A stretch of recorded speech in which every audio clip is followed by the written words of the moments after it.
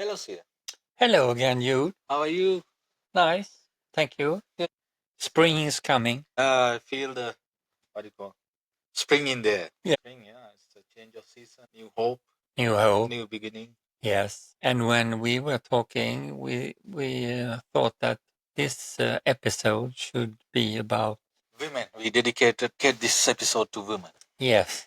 We are talking today on the topic of women's rights. So we thought to dedicate one of our episodes to women. Yeah. As now, it's not tough actually. It's the right time to talk, and the world is changing and giving more rights to the women. And yes, talking about that A bit of the history, that struggle that women has had over the years.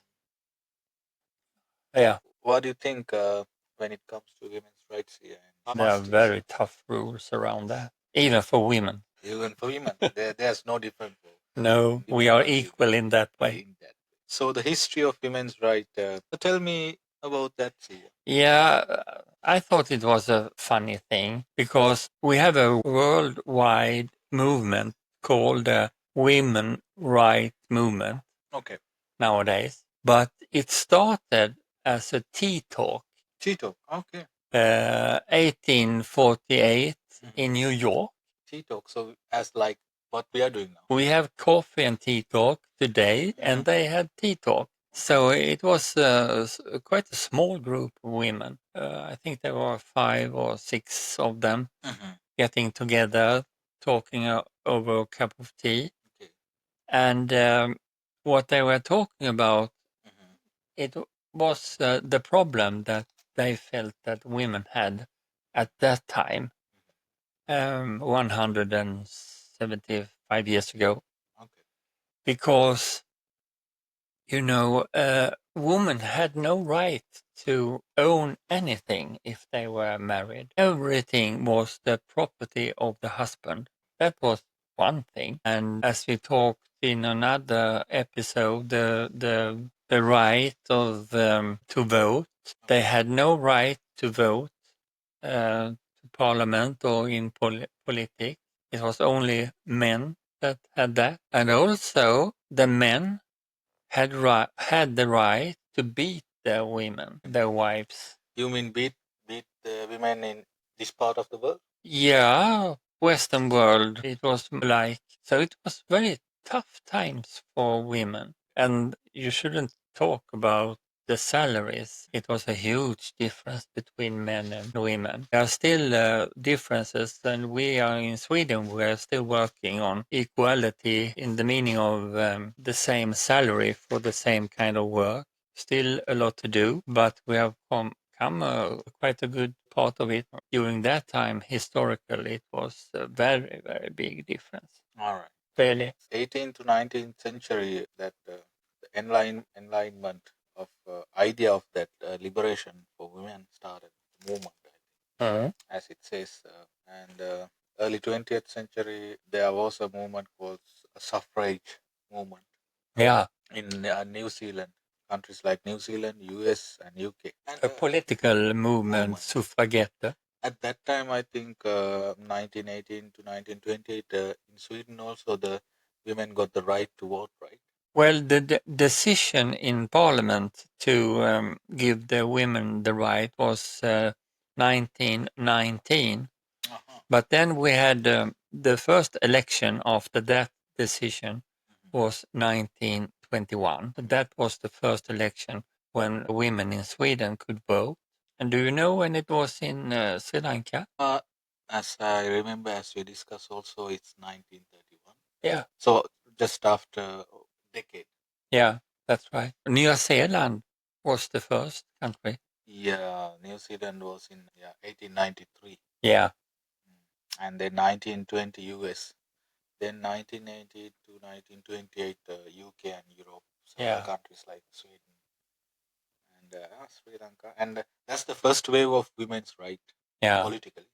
And That's there right. was even mid 20th, early 20th century was the first wave, and mid 20th century there has been the second wave, focusing of shifting voting rights to issues like workplace discrimination to get the right at the workplace, as you said about the salaries, their rights in workplaces. And it's also happening a lot in the Middle East Now, now. You told me about Saudi Arabia, for instance, more rights to the women. the present prince is actually giving more freedom to women, and he's opening up the country slowly but steadily. It's a good thing, even though there might have certain agendas behind that, but it's a good move for the people of that country as well as the whole Middle East itself.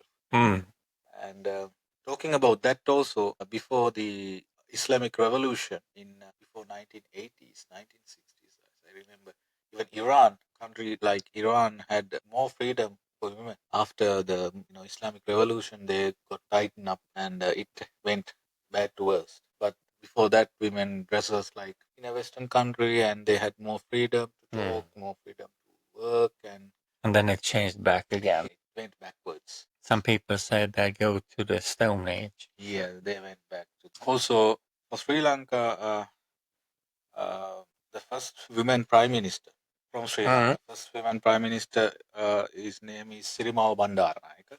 She appointed as she took the office in 1st of July 1960. Was she the first one She's the first one of the world, in the world? the first prime minister. We are That's proud. quite something. We are proud of her, and she was a tough Yeah. lady. And she actually, behind her story was her husband was a politician before that, and he also ruled the country. And her party actually wanted her to take his position after his death. And then she literally came into power with majority, and she did well. Okay.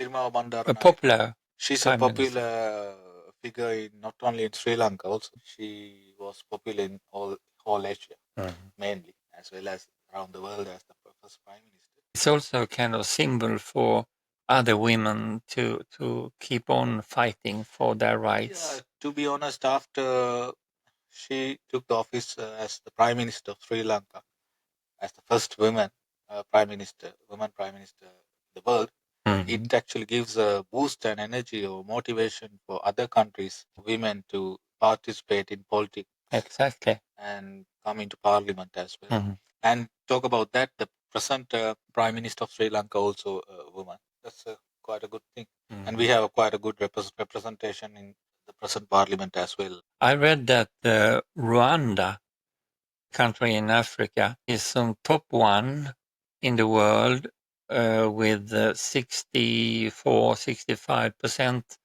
of the members in the parliament are women. Sweden has 47 last year, 47%, and is on the 8th place in that order in the world. Adding on to that, you said something about the Nobel Prize winner. Yes, the first Nobel Prize which went to a woman was to Marie Curie in physics. Marie Curie, we pronounce that as Marie Curie. Yeah, in okay. Physics, yes. Yeah, it was 1903, and the first woman that became a minister was Karin Koch, and it was not until 1947 that she got the minister post. Okay. Quite a long time. Quite a long time, yes. What do you reckon the present situation in the world and precisely this region, Nordic region, about women? I know in Sweden now they say as a joke, this is a joke, right? Just don't get it serious. In Sweden they say women has the first right, then cats, dogs, then men. That's a voice from the women's rights movement, but there is some truth in it. I think that the women in the Nordic country, especially in Sweden, strong. they're very strong. They're valkyrias, really strong personalities. And if you just look at the school from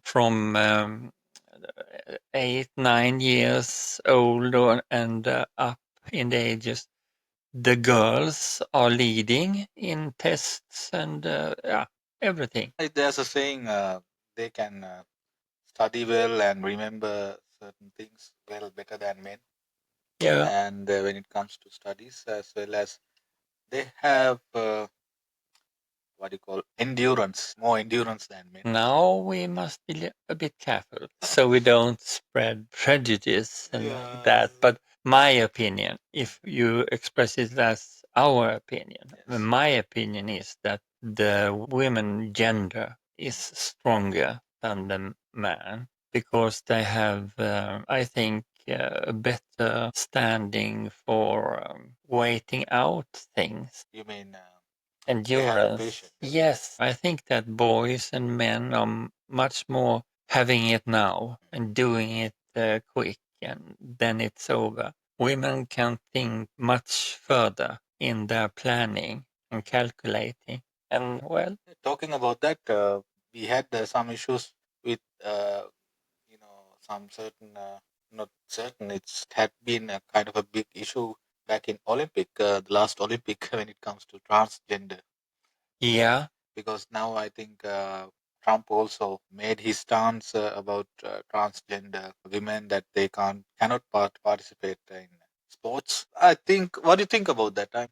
In my view, it's good, because if you, it should be like that. yeah. I don't know if you can compare it with medical manipulation, but that's I'm very much against taking hormones and like that to get benefits compared to other competitors. But when it's about transsexual gender, I don't really know what to think. But many times there are some medication in combination when they have had operations and like that. And if it's synthetic manipulation, I don't like it. Right. But if it's just the wish to be a certain gender, then I can't see why they couldn't be attending in the sports like Olympic Games. But Yeah, it's another it's subject to debate. difficult. Yeah, it is. But it is an important part of women's rights. It is. Maybe not so many people, but it's an important question. Is there even rights for that kind of groups? It's a debate that been discussing and ongoing this debate now, Yeah. especially when it comes to sports as such, because genetically you, if you born as man and then you trans transfer yourself as woman, Yeah. and And you then can also go further and think about having a family. If you are homosexual, that was not, you couldn't have a family just a few years ago. But then there come laws that you could get married and you can also have children and create a family. And that I think is a good way of giving the rights to women as to men, for that matter. I like the kind of freedom for people to live their life that gives them life quality. And the law shouldn't take that away from people. A society is a family. Why do we have societies? It is to create families and being together, work together, help each other. That's the point. That's the meaning of a society. The meaning is not that one dictator should have as much land as possible. men and Yeah, rights of women. yeah, that's right.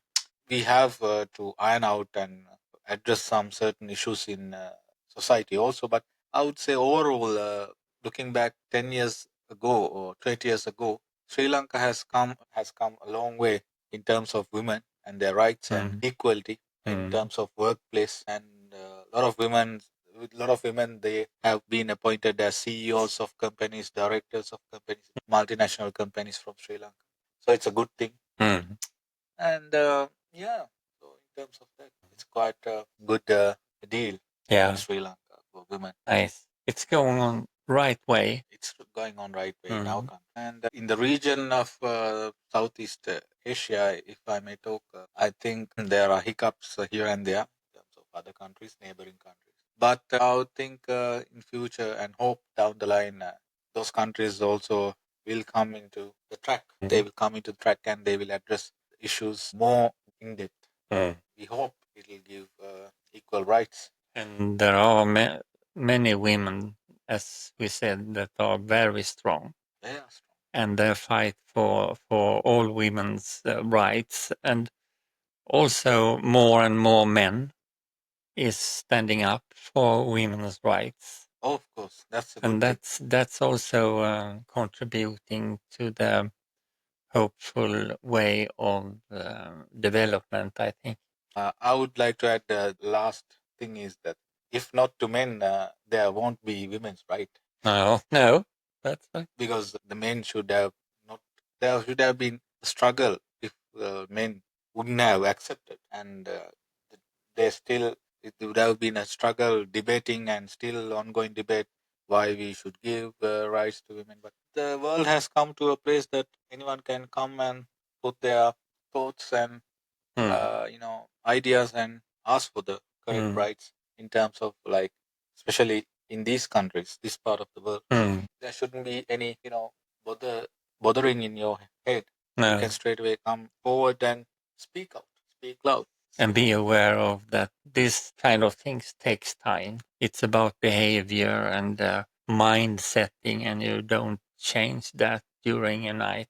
It takes time and blood and fighting for some. So don't hesitate to Stand up for stand women. up to women, and as a woman, don't afraid to voice out, speak out. Just be the strongest woman that you can be. So this episode we dedicate for you and you women and beautiful people, and we hope that you have gained something and love watching our programs, so episodes. And please subscribe us, follow us, and suggest us topics to talk. Yeah. So thank you very much. Bye bye.